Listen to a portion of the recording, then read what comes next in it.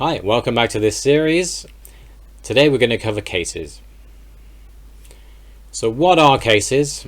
Grammatical cases or noun cases. The simplest explanation is basically in certain situations nouns will change. They'll either have a different ending or a different form in some way. For some reason, it depends on the situation. That's basically it. It is probably one of the hardest things to get used to in Russian, because it's just we don't really have it. In the past, we did have it. In English we basically have the remnants of it are the pronouns. So we have I, me, you, he, him, she, her. They change depending on if it's the subject or the object.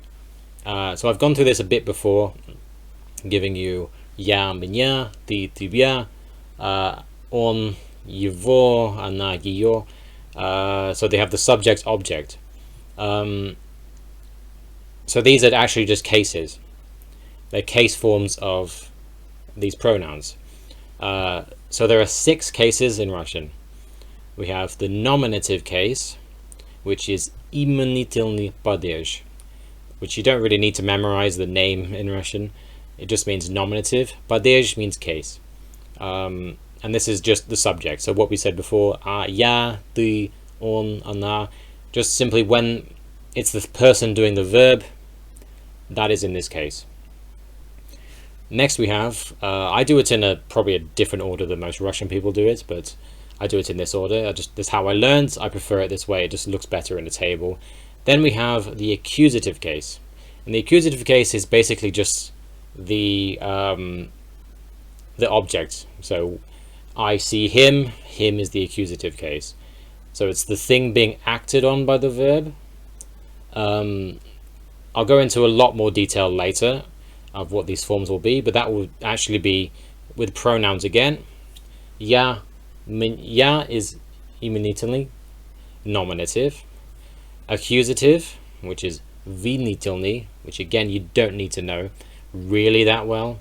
You don't really need to memorize it at all, really. It's just maybe you might see it written that way, but anyway.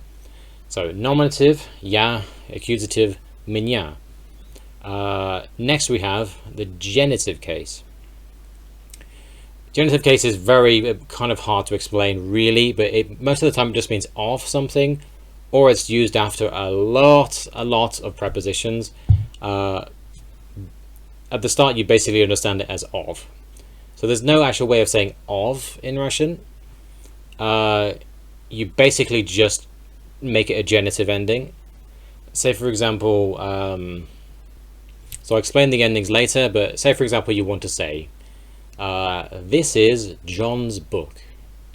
You would say, это книга Джона.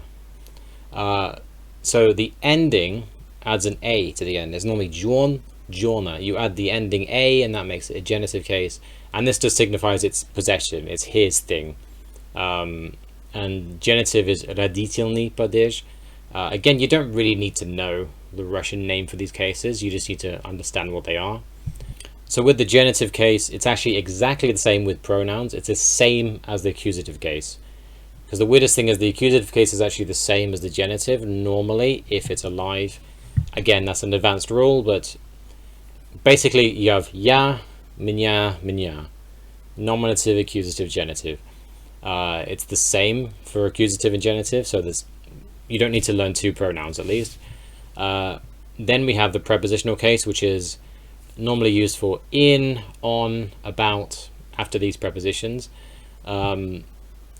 Here we have a different form of the pronoun, and it's minier, minier.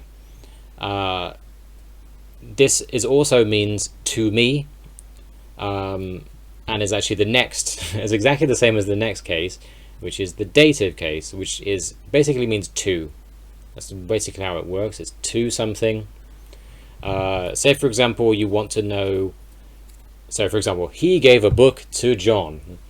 You would say он дал книгу Johnu, and the ending changes again. I'll explain the endings later. It's a bit complicated now. Right now you could just focus on the pronouns. So dative is to something. You can use this in lots of like phrases, like I am interested. You would say "Mnie interesna," which is literally saying "to me interested," or something like this. Or he gave it to me. On dal mnie, he gave to me. So it just means to me most of the time. And then the last one is the instrumental case, which most of the time means with. So if you say with, you'd use this case, and that changes again to mnoj. I'll go into more detail later, because this is just an introduction. So you just need to understand that words can change in Russian depending on the situation. It could be a preposition that changes it. It could be that it's the object in the sentence. It could mean that it means of. Lots of things change. What you really just need to know is that things can change, and I will explain what case things are when I introduce them. But it is quite complicated. It does take a bit getting used to, but it is actually logical. If you memorize the prepositions and which case to use after each preposition, and you learn the endings are quite regular. There aren't many exceptions. It isn't too difficult. It just takes quite a bit getting used to, and there are quite a few endings to remember, but it is logical. Anyway, that was just an introduction to cases. Let me know if you have any questions. I will go into more detail when I get to the advanced section. I just can't talk about everything at the start because it's too much to remember. I do have a full video explaining cases in detail, but it does have quite a lot of information. I wouldn't recommend that to a beginner. I can put that in the cards.